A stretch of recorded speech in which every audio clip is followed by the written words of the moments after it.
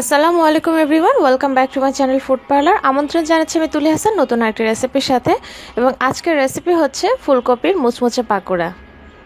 বিকালের চায়ের আড্ডার সাথে যদি এরকম মুচমুচে একটা ফুলকপির পাকোড়া হয়ে যায় তাহলে কোনো কথাই নেই। তো দর্শক আসুন দেখে নিই কীভাবে তৈরি করবো এই মজাদার ফুলকপির পাকোড়া।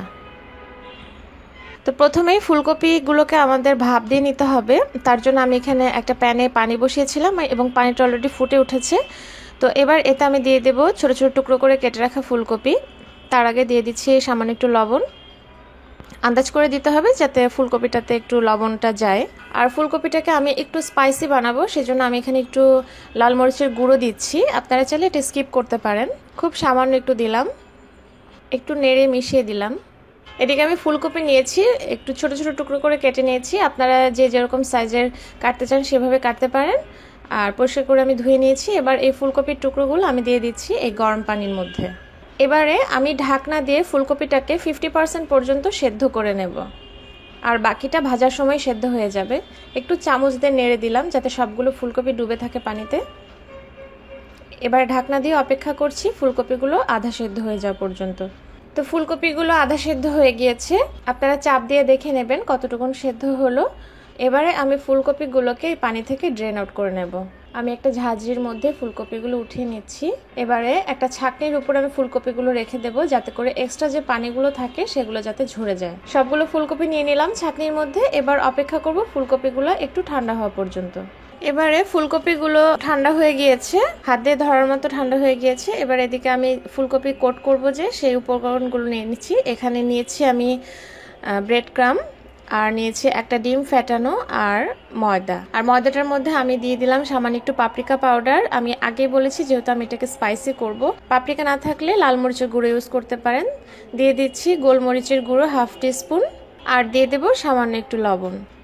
এবারে ভালো করে ময়দাটাকে একটু মিক্স করে নেব সবকিছুর সাথে। লবণের পরিমাণটা কিন্তু বুঝে দেবেন, কারণ ফুলকপি সেদ্ধর সময় লবণ দেওয়া আছে, আর এখানে জাস্ট শুধু ময়দাটার আন্দাজে লবণ দেবেন।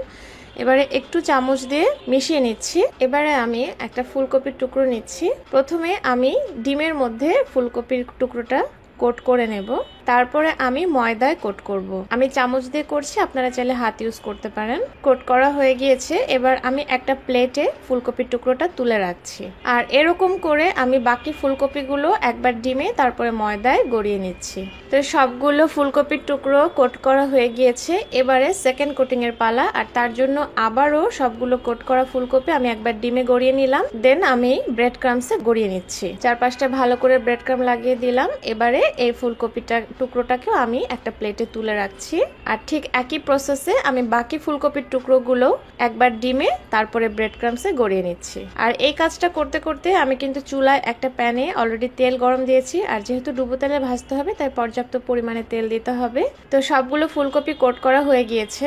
এবারে ভাজবার পালা। আমি আগেই বলেছি আমি এদিকে একটা কড়াইয়ে তেল গরম করতে দিয়েছিলাম, তেলটা গরমও হয়ে গিয়েছে অলরেডি। এবার চুলার আঁচটা মিডিয়াম লোয়ে রেখে আমি সবগুলো ফুলকপির টুকরো এই গরম তেলে ছেড়ে দেব। সবগুলো ফুলকপির টুকরো দিয়ে দিয়েছি। এবারে অপেক্ষা করব সবগুলো ফুলকপির টুকরো গোল্ডেন ব্রাউন হয়ে আসা পর্যন্ত। প্রায় 4-5 মিনিট পরে একটা সাইড হয়ে গিয়েছে। এখন আমি ফুলকপির টুকরোগুলোকে একটু উল্টে দেব। এখনো পুরোপুরি কালার আসেনি, আমি ভালো করে দুটা পিঠই উল্টে পাল্টে ভেজে নেব। আর সবগুলো ফুলকপি ভাজা হয়ে গেলে আমি তুলে ফেলবো। সবগুলো ফুলকপি খুব সুন্দর করে ভাজা হয়ে গিয়েছে, খুব সুন্দর একটা কালার চলে এসেছে গোল্ডেন ব্রাউন কালারে। এবারে আমি ফুলকপির টুকরোগুলোকে এই তেল থেকে একটা ঝাঁঝরিওয়ালা চামচ দিয়ে তুলে নিচ্ছি যাতে করে এক্সট্রা তেলগুলো ধরে যায়, এবং তুলে আমি একটা পেপার টাওয়ালের উপর রেখে দেব যাতে এক্সট্রা তেলগুলো পেপার টাওয়ালটা সোক করে নেয়। দর্শক, পরিবেশন করে নিলাম আমাদের মজাদার ফুলকপির মুচমুচে পাকোড়া। আমি মেয়োনিজ দিয়ে পরিবেশন করেছি, আর এই মেয়োনিজটা আমার ঘরে বানানো। আপনারা যদি এর রেসিপি দেখতে চান তাহলে সেটাও আমার চ্যানেলে আগে থেকে আপলোড করা আছে, আপনারা চাইলে দেখে নিতে পারেন। আমি লিঙ্কটা শেষে দিয়ে দেব। তো দর্শক, কেমন লাগলো আমার আজকের এই রেসিপি অবশ্যই আমাকে জানাবেন। যদি ভালো লেগে থাকে তাহলে তো অবশ্যই একটা লাইক করবেন, আর এরকম অনেক অনেক রেসিপি পাওয়ার জন্য আমার এবং আমার চ্যানেলের সাথেই থাকবেন। সবাই ভালো থাকবেন, সুস্থ থাকবেন, আর আমার জন্য দোয়া করবেন। আল্লাহ হাফেজ।